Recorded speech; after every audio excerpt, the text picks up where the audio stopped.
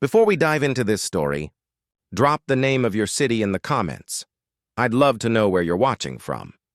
Angela Carter walked into the grand lobby of her luxury hotel dressed in a sleek black business suit, the very picture of success.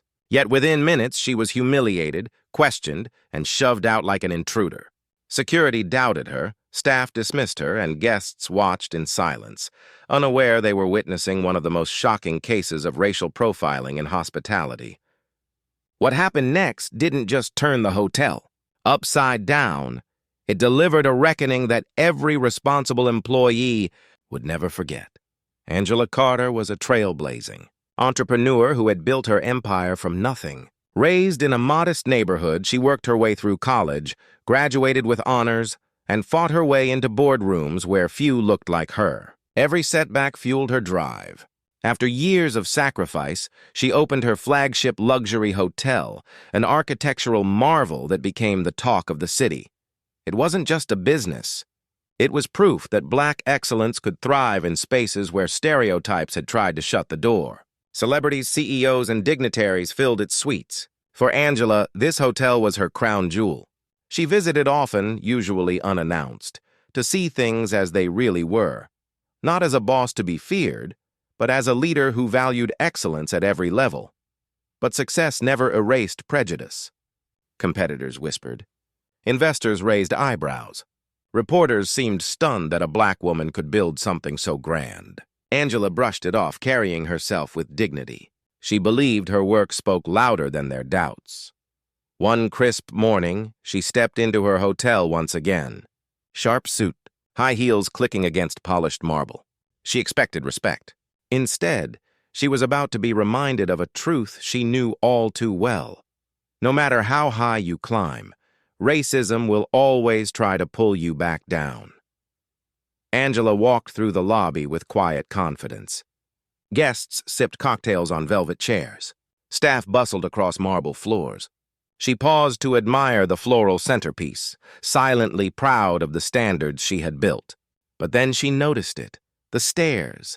Two receptionists whispered at the desk. One frowned. The other picked up the phone.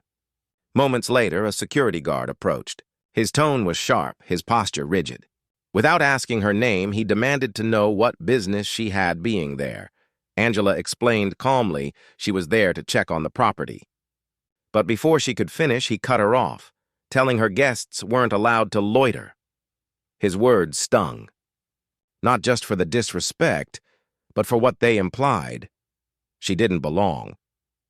When she stepped toward the elevators, one of the receptionists shouted across the lobby that she needed to leave immediately. Heads turned. Guests watched, confused, some even entertained, as though her humiliation were a show. Within minutes, more guards surrounded her. They accused her of trespassing. Threatened to call the police. One reached for her arm. Her anger burned hotter than her humiliation. This was her hotel, her empire. Yet in their eyes, none of that mattered. All they saw was a Black woman who couldn't possibly belong in such luxury. They pushed her through the glass doors, out onto the sidewalk. She stood frozen, fury boiling in her chest. This wasn't just disrespect. It was racial profiling inside the very walls she had built. Angela reached into her bag, pulled out her phone, and dialed a number. She wasn't going to let this go. 9 minutes later, a black SUV pulled up. Out stepped Angela's executive assistant and two senior managers. The moment they saw her on the sidewalk, shock washed over their faces. Angela explained what had happened, her voice calm but her fury unmistakable. The assistant stormed inside first, demanding the general manager. Whispers spread through the lobby like fire. Staff who had mocked Angela moments before now scrambled. Their arrogance crumbled into fear. Angela walked back in, not escorted this time, but flanked by her leadership team. She didn't raise her voice. She didn't need to. Her silence carried more authority than their shouting ever had. The employees who had humiliated her were lined up before her. Their faces drained as the truth became undeniable. Angela's assistant announced loudly enough for the entire lobby to hear, "This is Ms. Angela Carter, the owner of this hotel." Gasps rippled. Guests who had watched in silence now stared wide-eyed. The tables had turned. Angela acted without hesitation. The staff who profiled, humiliated, and laid hands on her were terminated on the spot. No excuses. No warnings. Their disbelief was almost comical. Moments ago, they thought they had power. Now, it was gone in an instant. Justice was served, not through rage, but through decisive, unshakable authority. The lobby fell silent. Guests whispered. Some even apologized for not speaking up.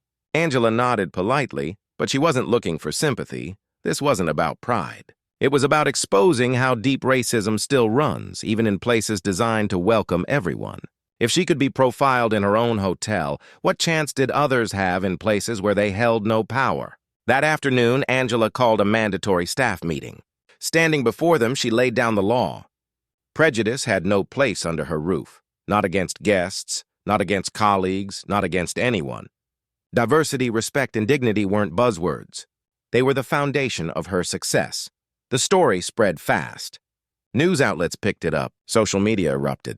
Some praised her for her strength. Others were forced to confront a truth they preferred to ignore, that racism doesn't vanish with success. It adapts, it hides, and sometimes it shows its face in the very halls of luxury.